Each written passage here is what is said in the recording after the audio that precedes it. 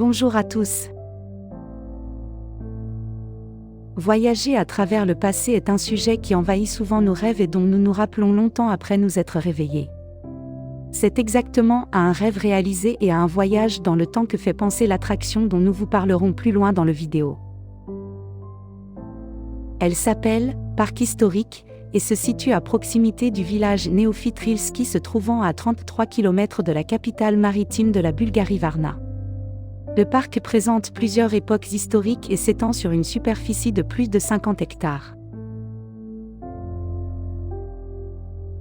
Il est le premier et le plus grand complexe culturel et historique de ce genre.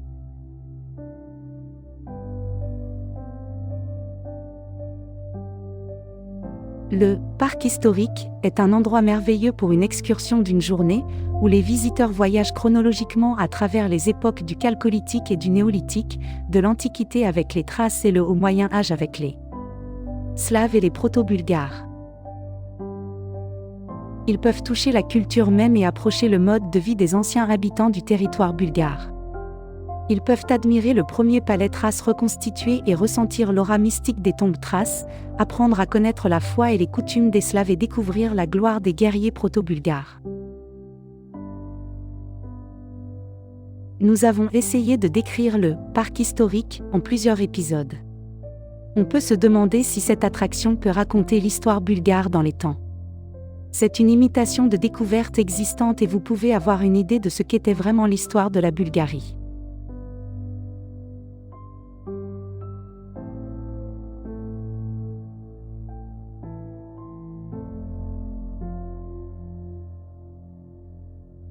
Dans le premier épisode, nous vous avons parlé en général du parc historique, et dans le épisode suivant, nous vous parlerons plus en détail des différentes époques. Vous pouvez trouver un lien vers le premier épisode dans la description sous la vidéo.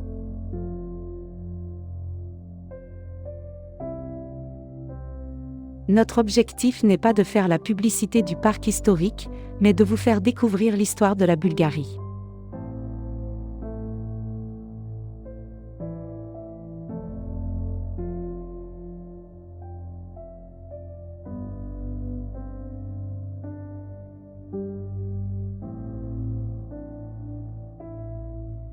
Si vous êtes intéressé par la Bulgarie, n'oubliez pas de vous abonner à la chaîne.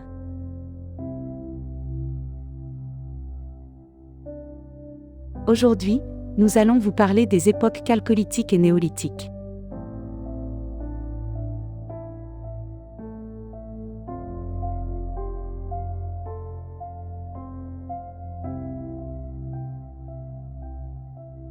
Le nouvel âge de pierre, néolithique, est la dernière période de l'âge de pierre, qui s'étend sur le territoire bulgare de 6000 à 4000 ans avant Jésus-Christ. Il suit le Pléistocène et les premières années de la culture mésolithique du Holocène. Elle commence par la découverte et la diffusion de l'agriculture et se termine lorsque des outils en métal remplacent ceux en pierre et se répandent à l'âge du cuivre, du bronze ou du fer, en fonction de la zone géographique.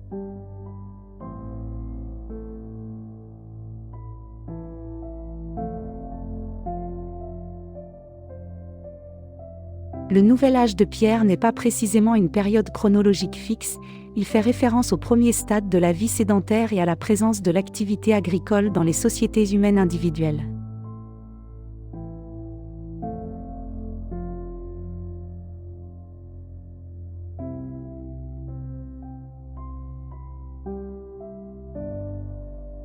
Le nouvel âge de pierre, en particulier, a été associé à un groupe de changements comportementaux et culturels spécifiques au sein des communautés humaines, notamment la culture rudimentaire de plantes cultivées et l'utilisation d'animaux domestiques.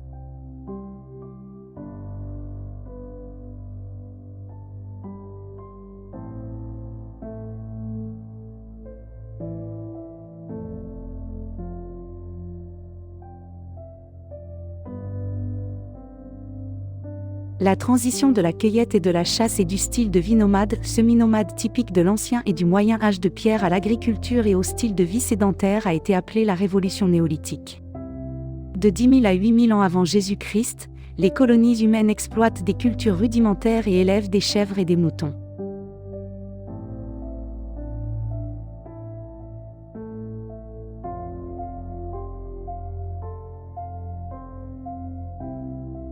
À partir de 7000 ans avant Jésus-Christ, d'autres animaux sont également élevés comme des vaches et des cochons. La domestication du chien apparaît et les hommes s'installent dans des constructions permanentes et sur pilotis. La poterie fait également son apparition. Le développement de ces compétences n'est pas simultané et elles s'étendent à des moments différents selon les régions du monde.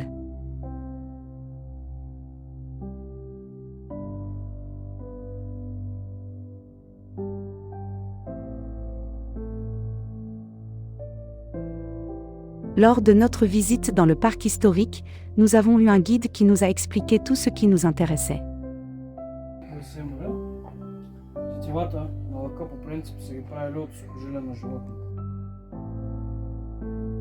Il nous montre différents outils des peuples anciens.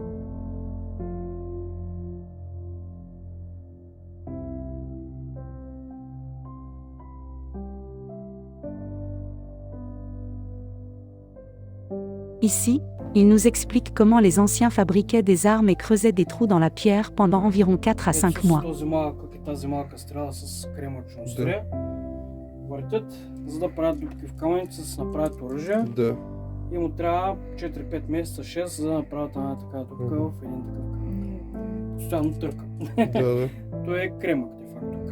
Il nous dit aussi qu'il y avait des peuples anciens avec des traits mongoloïdes dans les terres bulgares. Намерени са такива дрехи, открити са. Този не е чак толкова реален като този другия, който е представен. Le guide nous dit également que des vêtements ont été retrouvés et qui l'ont fait reproduire l'image exacte d'une personne de cette époque. Защото има някакви монголни черти. Все пак идват от Азия.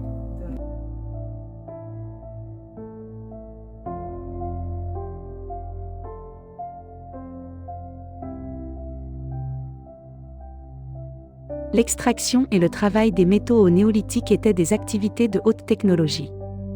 Beaucoup de main-d'œuvre y participaient, avec la spécialisation et les compétences spécifiques. L'une des 2 plus grandes mines préhistoriques des Balkans, Aïbounar, puis de l'Ours, était située près de la ville bulgare Stara Zagora. On estime que le nombre de travailleurs employés dans le domaine de la métallurgie et de l'extraction de minerais était de 3000 personnes par an. Ce grand nombre d'ouvriers nécessitait la mise en place d'une structure sociale hiérarchique dûment organisée. L'ordre dans la communauté était maintenu par le grand prêtre chef de la tribu. Il remplissait 2 fonctions, administratives et spirituelles. Il prenait contact avec les dieux, ce qui renforçait son pouvoir et l'aidait à gouverner ses subordonnés. Les travailleurs les plus qualifiés de l'industrie minière étaient ceux qui ont placé les étais en bois dans les galeries minières, car la survie du reste de la main-d'œuvre dépendait de leur savoir-faire. De nombreux intervenants dans l'activité métallurgique étaient des charpentiers et des bûcherons. Ils fournissaient le bois et le charbon nécessaires pour chauffer les fours de fusion du cuivre. Des compétences hors du commun étaient requises pour la construction de fours métallurgiques pour la fusion du cuivre, ce qui a conduit à une forme de spécialisation des travailleurs de cette industrie. Les fours étaient en pierre et enduits de minerais résistants au feu. En plus du cuivre natif, de nombreux minerais contenant des impuretés de cuivre y étaient fondus. Avant d'être placés dans le four, les blocs étaient dégrossis avec des marteaux en pierre, puis, à l'aide de meules à main, étaient broyés en petits morceaux et placés dans le four.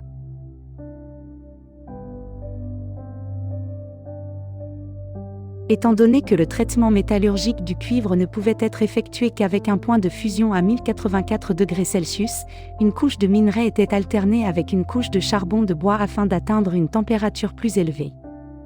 Après la fusion, le minerai était recueilli au fond et le laitier était évacué par une ouverture. Les premiers outils de travail produits pendant les néolithes imitaient en grande partie leurs prédécesseurs de pierre du néolithique tardif. La production et la fabrication de produits différents et plus sophistiqués a commencé plus tard. Les produits ont d'abord été forgés avant d'être coulés dans des moules en terre. Une précision extrême était requise dans le processus de couler pour éliminer les effets secondaires obtenus à partir du moule. Les moules étaient ouverts ou fermés. Les moules fermés se composaient généralement de 2 parties et étaient faits d'argile.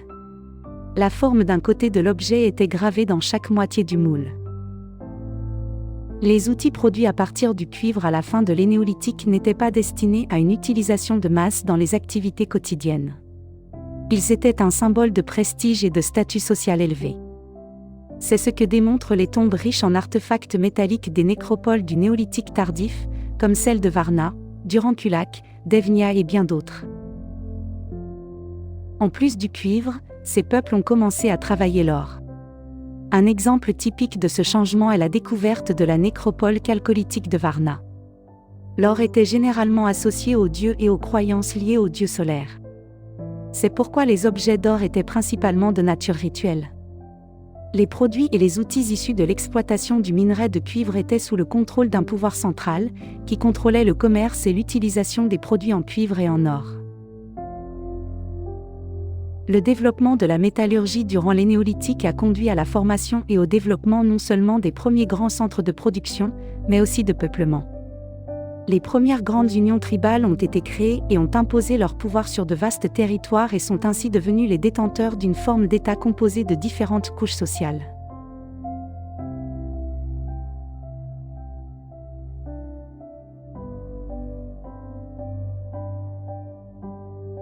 L'âge de pierre et du cuivre, chalcolithique, couvre la période s'étendant de 4000 à 3000 ans avant Jésus-Christ, avec des continuités dans certaines parties du monde jusqu'à une date ultérieure et aucune dans des autres.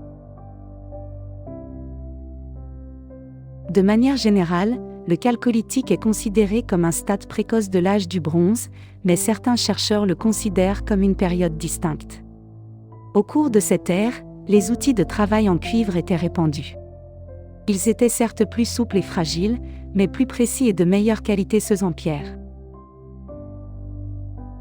Cependant, la pierre restait plus commune tout au long de cette même période en raison de la méthode encore primitive d'extraction et de traitement des métaux. Au cours de cette période, nos ancêtres ont découvert d'autres métaux tels que l'or et l'étain. Au cours de l'âge du cuivre, un système social hiérarchisé a commencé à émerger et la division du travail est devenue plus grande que par le passé.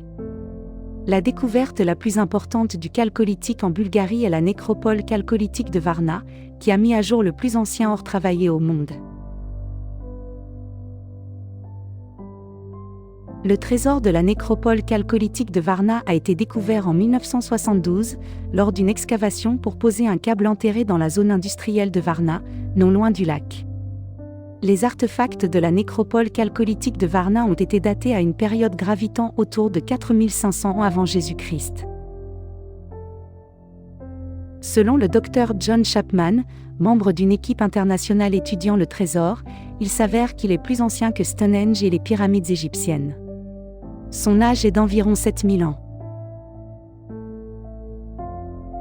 Mais en plus de ses origines anciennes, le trésor est un témoignage étonnant de la pensée de l'ingénierie antique et des connaissances scientifiques avancées de l'époque. La civilisation qui habitait la région du lac de Varna connaissait le nombre d'or, phi, et le nombre pi, 3,14, reflétant la relation entre la longueur d'un cercle et son diamètre. Dans l'une des tombes, les archéologues ont exhumé 2 taureaux d'or de tailles différentes. Le plus petit possède 45 poinçons et le plus grand en compte 56. Ces 2 nombres, multipliés par la hauteur du plus grand taureau, 58,17 mm, donnent exactement la valeur de la hauteur de la grande pyramide de Khéops, 146,58 mètres. Un autre fait d'un grand intérêt est que la coudée royale, qui fut utilisée comme unité de mesure par les bâtisseurs des pyramides d'Égypte, sert de standard dans les artefacts du trésor de Varna. Parmi les artefacts du trésor, on recense un bol en céramique avec des incrustations en or et d'un diamètre égal à exactement une coudée royale, soit 52,36 cm.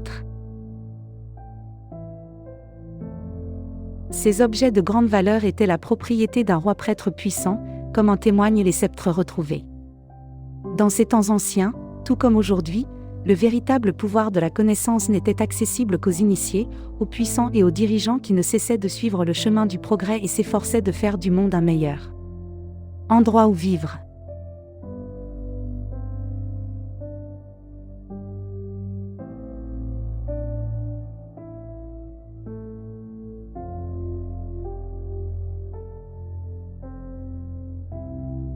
Dans les habitations reconstituées de l'âge du cuivre, vous pourrez voir ces artefacts millénaires uniques recréés et les tissus de l'époque tissés sur la statue de cire du roi prêtre.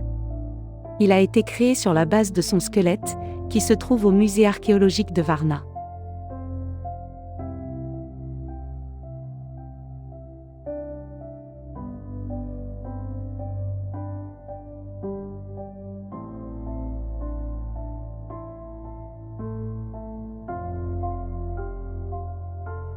Nous parlerons du musée archéologique de Varna dans un autre épisode.